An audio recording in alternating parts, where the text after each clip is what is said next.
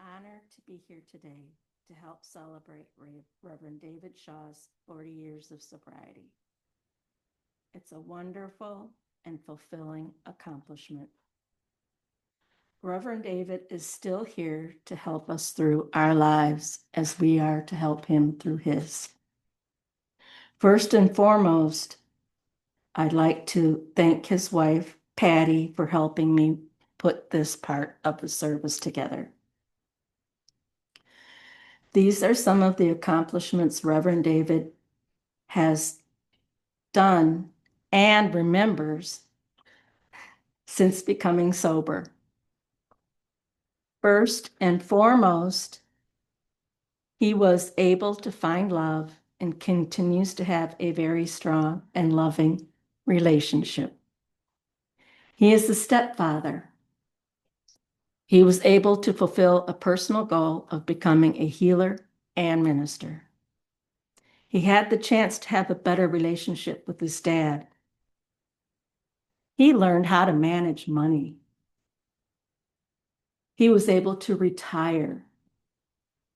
He got a chance to work with contractors on various home renovations. He got a chance to buy a Prius and feel good about helping the environment. He gets to live to be an old man and watch his stepchildren and nieces grow up. He gets to be a grandfather. And he gets to experience adult life sober. Please help me welcome the sober and amazing Reverend David Shaw.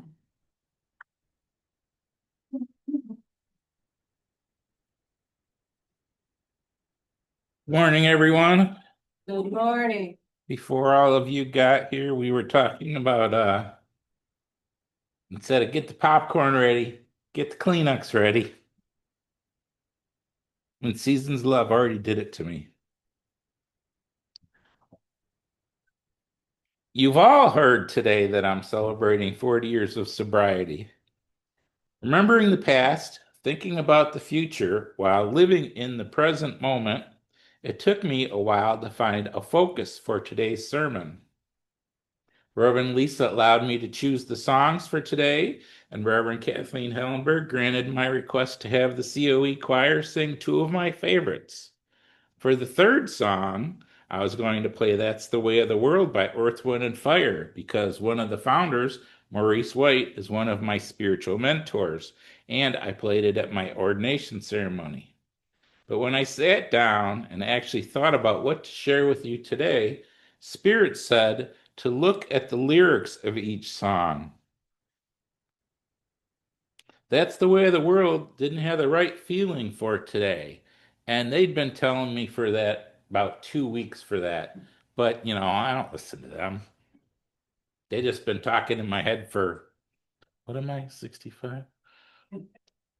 62 and a half years. They reminded me of a different song that inspired me while I was in the hospital a few years ago after having a heart attack. And I was waiting until I had recovered enough to have them put two stents in my main artery. Laying in the hospital bed at 3 a.m. every night, not sleeping. I averaged about 3.5 hours a night the 6 nights I was there. It was real fun, let me tell you. I watched a lot of musical performances on YouTube because what else are you going to do at 3 in the morning? I ran across a song that we just played, Seasons of Love by the cast of Rent. It'd been out in the public for a couple decades at that point, at least maybe 3. And I'd never heard it before, but it made me think of reasons to fight, reasons to live. In the song, they ask, how do you measure a year in the life? Then they give the answer, you measure it in love.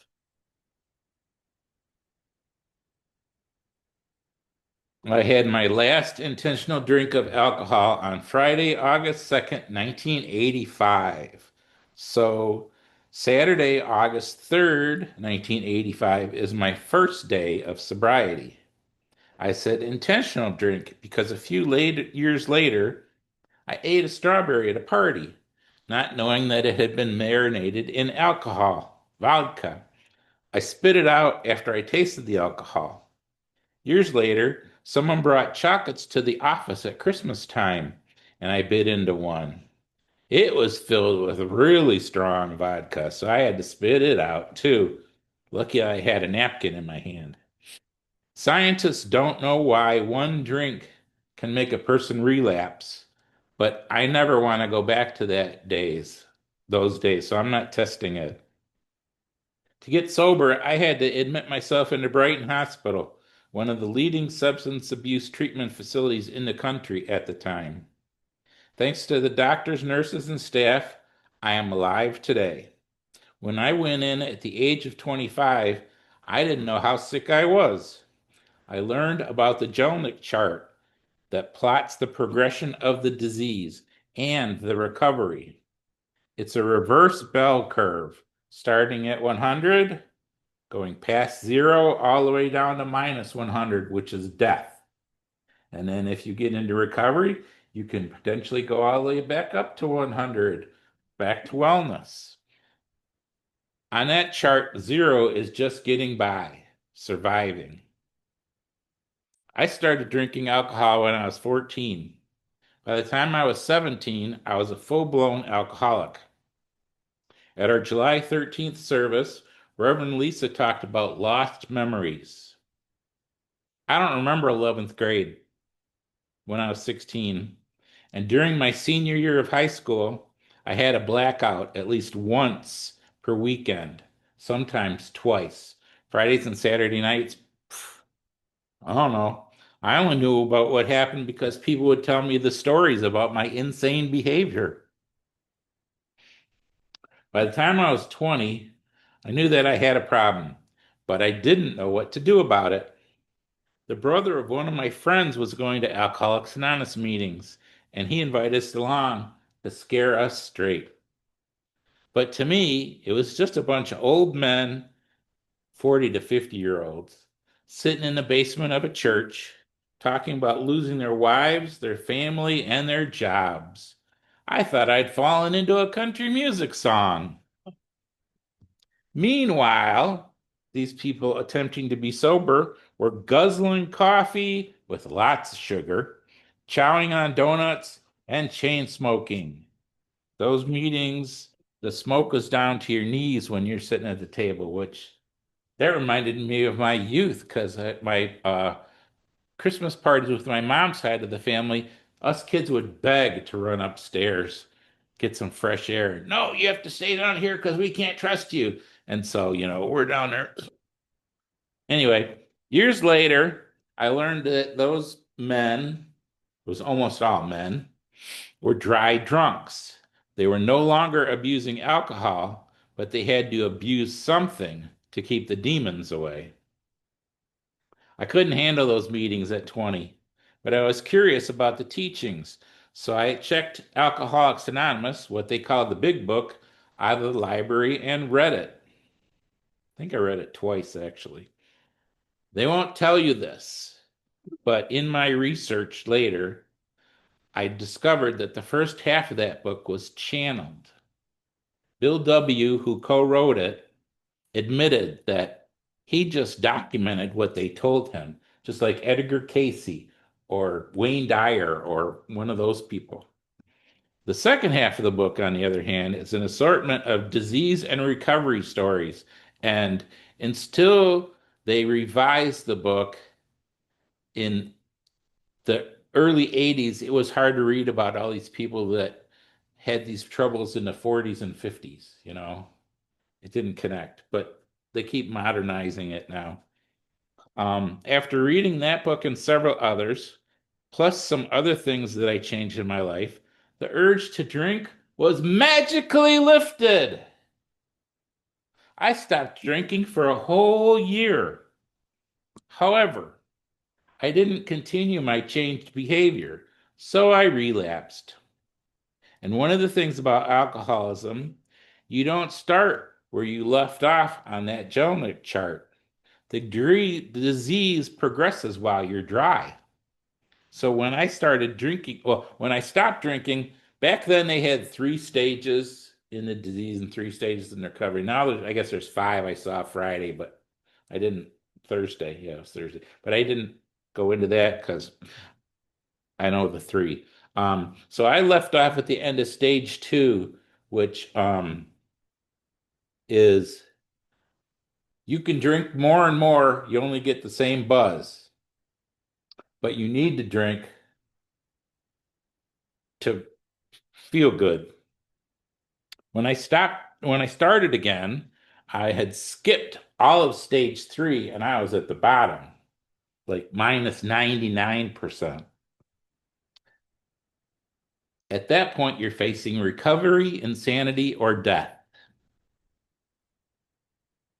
Death happens from cirrhosis of the liver, heart attacks, and other awful reasons. The insanity comes from what they call a wet brain. You have so much alcohol in your system that your brain is pickled. Now, I'm a genius. My personal identity, ego self, I call my brain because it's been charged all of my life, except for when I let spirit take over and it fights with spirit all the time.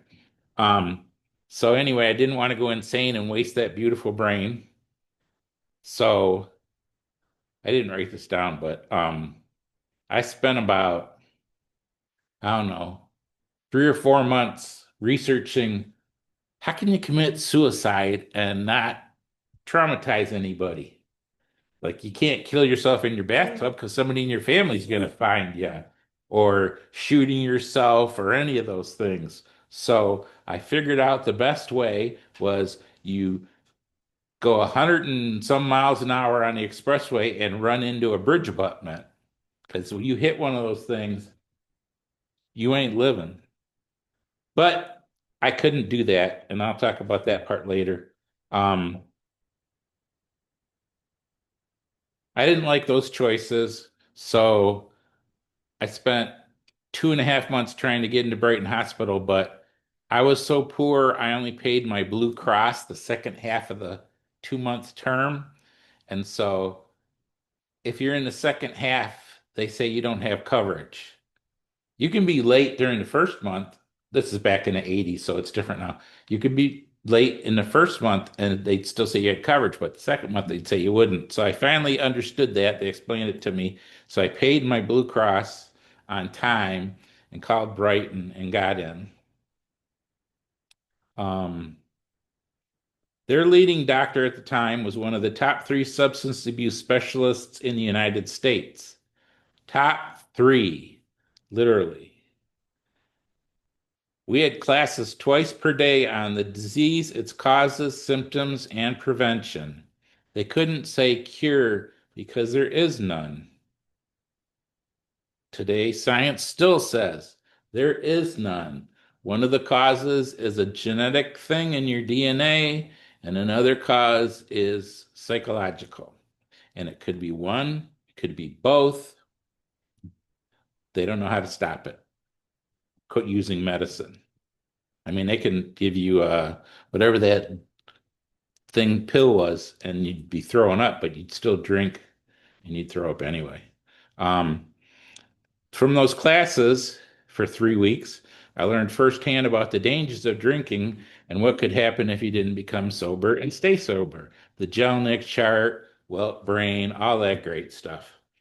I was at Brighton for 4 weeks, and my third roommate was admitted a few days before I was getting released.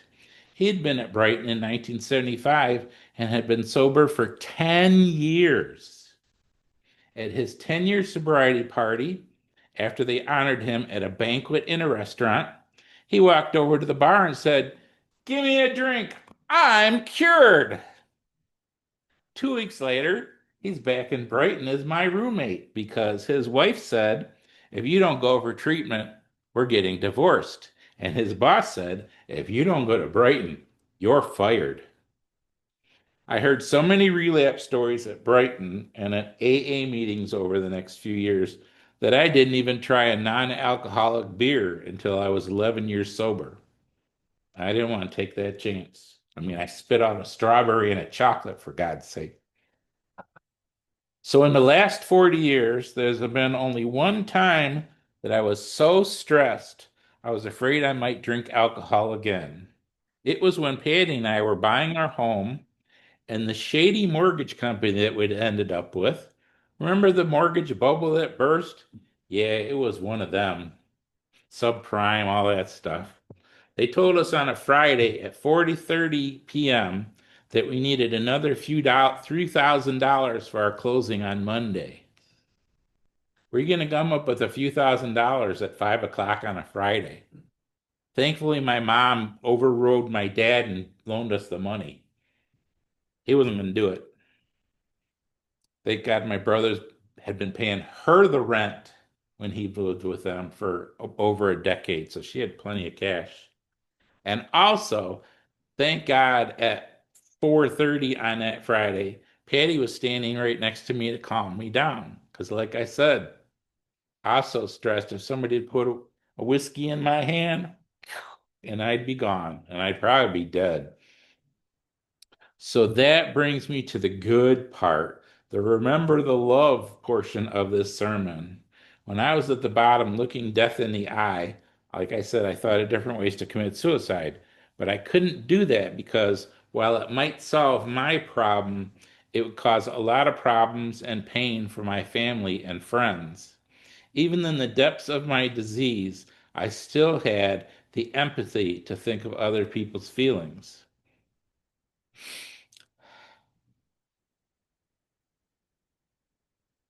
I remembered the love. The Alcoholics Anonymous 12-step program can be reduced to three ideas, what Reverend Lisa read. Steps 1 through 3, you trust God. Steps 4 through 11, because this is the hard part, you clean house. And step 12, you help others, because you got to carry it forward to keep it. They do a lot of mentoring in the 12-step recovery programs, but they call it sponsoring. Since I wanted to get back to 100% health, which is wellness, I used all of the tools provided to me. So I got a sponsor within a few months of being released from Brighton. I was with that sponsor for 2 years until she said that she had taken me as far as she could, because everybody has a different level of recovery that they're comfortable with, and asked me to find a new sponsor. I was with my next sponsor for another 2 years. By then, I had progressed far enough on my spiritual path that I had outgrown what AA could provide. When I was a teenager, Spirit said I would be a healer. That helped drive me to drink. But once I was sober, I decided to look into what the voices in my head had been telling me for the last 10 years after they said that, and freaked me out. Once I started training in spiritual healing, they told me I would be a minister. Who would have thunk it? I mean, I only went to church when I was a kid, when my dad's parents would drag us to it on a high holy day. And after that, the only time I went to church was when I was trying to have a girlfriend. And she went every Sunday, so I had to go every Sunday for the few months we were together. At the same time, I was training to be a spiritual healer. I was attuned in Reiki, and I did twisted hair Native American singing and drumming. It's called twisted hair when non-natives are practicing their religion. The singing and drumming helped me to remember the love that I get from music and the joy that I get performing it. Although I don't sponsor anyone in a 12-step program anymore, it turns out that I have been a living example to people around me who were having trouble with alcohol, and several close friends have chosen to be sober and stay sober. And they said it was because of the example that I set. I was and am very honored that they made that choice. And I remember the love that we share daily, sometimes hourly, sometimes minute by minute. Also, when I was actively seeing clients to help them with their healing, I was blessed to see many of them remember the love in their lives and move into the bright light of wellness. Some from seriously life-threatening situations, cancer, fentanyl overdose, uh, emotional problems to the point of suicide attempt. I have many more stories about the light and the dark of life from my 65 years in this body, but we'd be here several days, so I'll save them for another time. I would like to thank all of you for remembering to love and sharing it with me and sharing it with everyone else here at the Center of Enlightenment. Thank you for your time and thank you for your attention.